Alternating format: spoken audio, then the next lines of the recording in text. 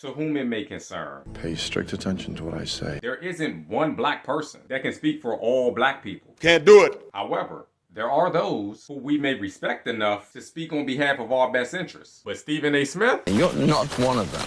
Now, I'm not saying he's Mr. Keep my gums, cause they black. But what I am saying is, he's the black they refer to as... You're one of the good ones. Here's a teachable lesson. When someone alludes to the fact... He hates to admit he's a friend of mine. That's a telltale sign. They're not a good friend. An even worse person. Everybody knows that. Well... almost everybody. I thought that was gutsy. I kind of like your podcast because you go off into, other topics besides the area of expertise that you're in, which is sports. Did you catch the subtle slight? Stephen A. sure didn't. To be clear, just because someone covers sports for a living doesn't mean they're not an expert in politics. It's not mutually exclusive. As a matter of fact, the vast majority of people, especially black people, are not one-dimensional. We're multifaceted, a concept your traditional and modern racists could never grasp. So if you didn't catch it, when Hannity says, besides the area of expertise that you're in, which is sports, it's really just code for... The blacks can do that stuff. They can barely read. Their entire memory is reserved for hip-hop and basketball rules. But for some odd reason, that doesn't bother this house Negro. And I wonder why. Now on the flip side, just because someone covers sports for a living doesn't quite make them an expert in sports either. Case in point. I'm thinking about Hunter Henry and the way that he's played this year and as effective as he's been. He's going up against Derek Johnson. And I got to keep my eyes on that because I'm looking at it from the standpoint. Listen, here's where I'm at with all of this. Here's the thing. Hunter Henry actually has played great. But according to ESPN, he hasn't played since 2017.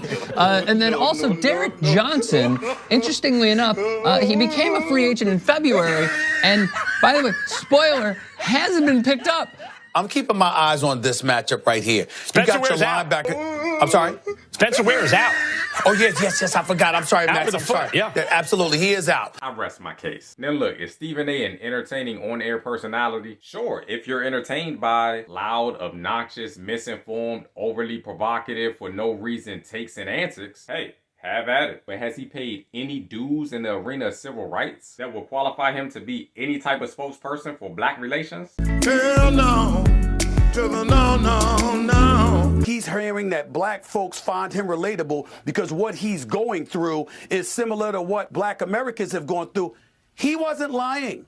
He was telling the truth. No, he wasn't. And you should know this, Stephen, because he's never been known to tell the truth about anything, idiot. When you see the law enforcement, the court system, and everything else being exercised against him, it is something that black folks throughout this nation can relate to with some of our historic, iconic figures.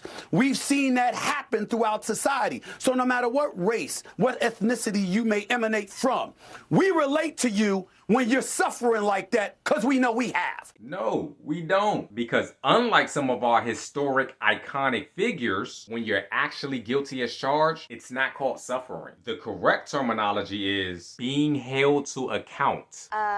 Duh. I don't know. Maybe the disconnect is Stephen A. himself can relate to Trump. I personally don't know how, because I'm fairly certain he didn't inherit $400 million from his dad. So maybe Stephen A. can relate to the assaulting women character trait. I don't know. Maybe Stephen A. can relate to championing the execution of innocent black men. I don't know. Maybe Stephen A. can relate to wanting to date his own daughter. I don't know. Or maybe, just maybe, Stephen A. is fulfilling his part of the agenda to showcase a loud, obnoxious, ignorant idiot as the face of the black community for a predominantly white, neo-Nazi, alt-right, white supremacist audience. I don't know what's worse, selling your soul or selling out. Or is there even a difference? Honestly, your guess is as good as mine. MAGA Looney Tunes. While I'm sure you're ignorant enough to believe that this type of show and dance moves the needle in Trump's favor within the black community, I promise you it doesn't. A historically documented race baiting, xenophobic, religious bigot will never win the black vote, regardless of how many high-profile black men Fox News can parade out to tap dance for their audience. Blacks for Trump, they're nothing more than a small group of contrarians who realistically are probably being paid to show up. Meanwhile, the effect of real black support forced Stephen A. to give his lackluster apology. You damn right. A lot of folks in black America seem pretty pissed at me right now. Why would they be? I thought you said we all related to Trump. Quite a few folks were put off, if not flat out offended, after my words were interpreted as associating support for Trump from the black community with all the legal issues he's facing.